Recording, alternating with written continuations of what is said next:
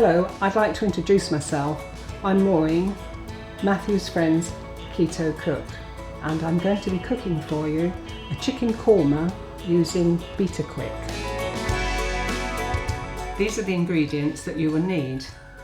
29 grams of chicken breast, 8 grams of Greek style yogurt, a little Gia garlic paste, a pinch of ginger, 16 grams of basmati rice, 28 grams of green pepper, 18 grams of onion, 5 grams of UHT coconut cream, it's made by Blue Dragon, 6 grams of sunflower oil, 6 grams of tinned chopped tomatoes, 91 grams of Betaquik, a little Knorr chicken stock, a teaspoonful of curry powder and a good pinch of turmeric.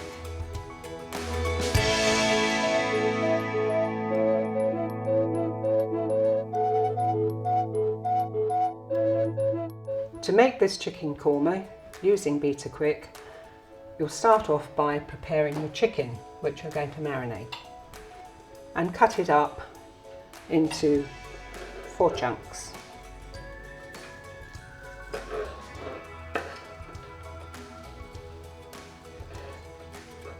There's 4 chunks, that's about right for the weight.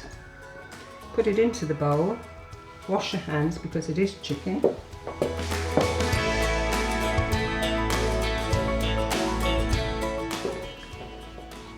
Then to this, you take your Gia garlic paste and just a little squeeze, about that much on the tip of your finger is plenty.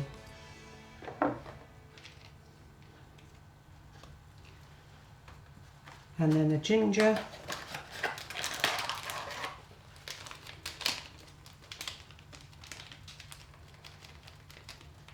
about that much, which is a good pinch.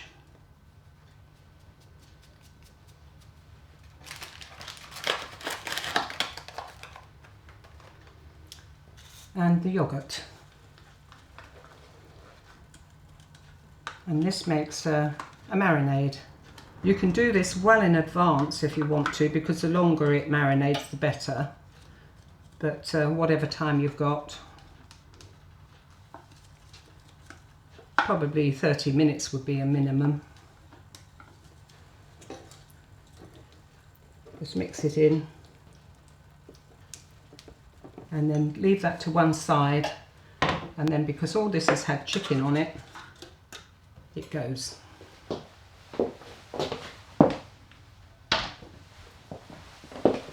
The next thing you'll be doing is putting your rice on to boil. Now I've got a pan of water here that's simmering away. So you've got your rice there, and just pop it in, and that can boil away while you get on with the next bit. Right, the next part of the recipe is to chop up the pepper and the onion. And you want these in chunks, don't want it all disappearing into the sauce. So I think you can see there that that's quite nice sizes. Now I'm using white onion for this recipe. Normally with ketogenic recipes we use spring onions, but you need chunks of onion rather than the tiny pieces that you would get from a spring onion.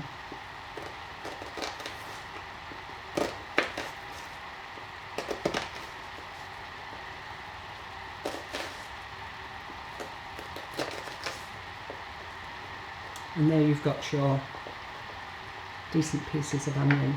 What you'll be doing next is frying the curry powder and the turmeric in the olive oil. So for this you'll need to get your frying pan.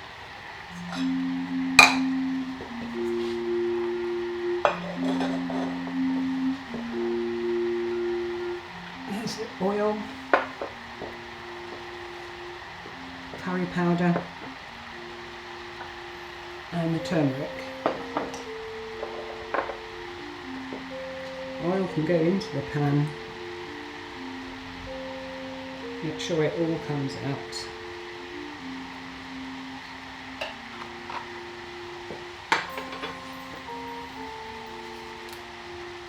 You need 1 teaspoonful of curry powder,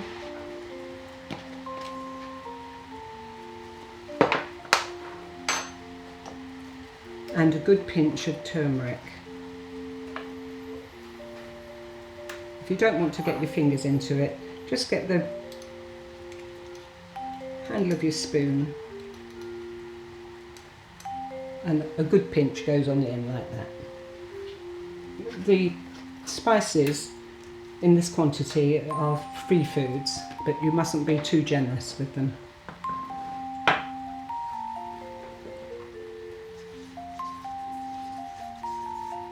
Just let them fry.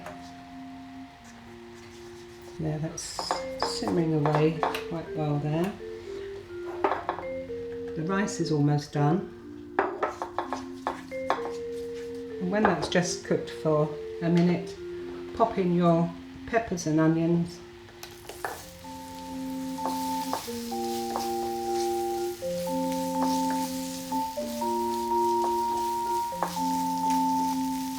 And it's taking up the colour of the turmeric and the curry powder now.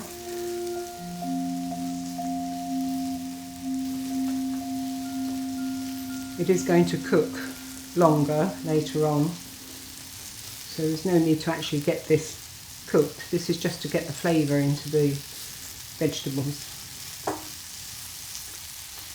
The next thing to add to that will be your marinated chicken.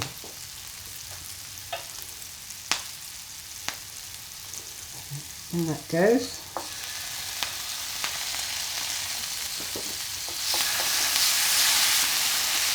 Just let it cook away again for a couple of minutes to seal the chicken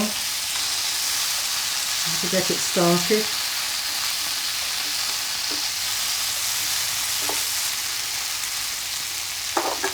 The rice is now done and that can be set aside.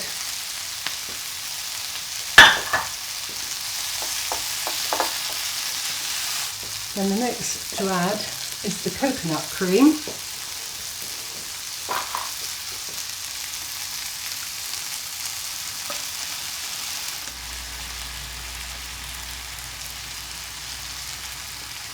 Making sure you get it all. You'll also need a little bit of this Knorr chicken stock. It's quite a strong flavour. You only need a little of it, and again it comes under free food, which is great because you can get some flavour in without taking anything. And you've got the little pot there, and about half a teaspoon is enough. Stocks are quite salty, that's why I haven't added any salt at all to anything, because it's good to keep the recipes low salt if you can.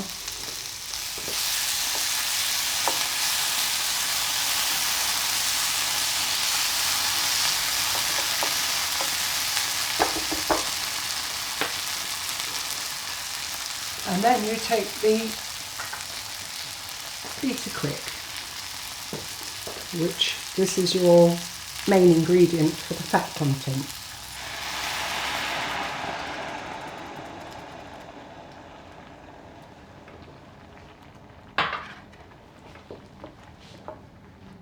So you just let that simmer away for a few minutes. It needs about 10 minutes to make sure the chicken's cooked, but you don't want to overcook it, it's only little pieces. The chicken has been simmering now, so the next thing you have to do is add your rice. Now this has been cooking for 8 or 10 minutes. Now I add it because it helps to thicken up the sauce. It makes it a one-pot dish, so you can prepare it ahead and just reheat it all when you need it. I think you'll find that this is a good way of getting everything into the dish all at the same time, and it will all get eaten. You don't want any left on the plate when the child's finished eating it. And then you take your chopped tomato and put this in. It adds a little bit more flavour and also a bit of colour. Just let it simmer away for 1 or 2 minutes.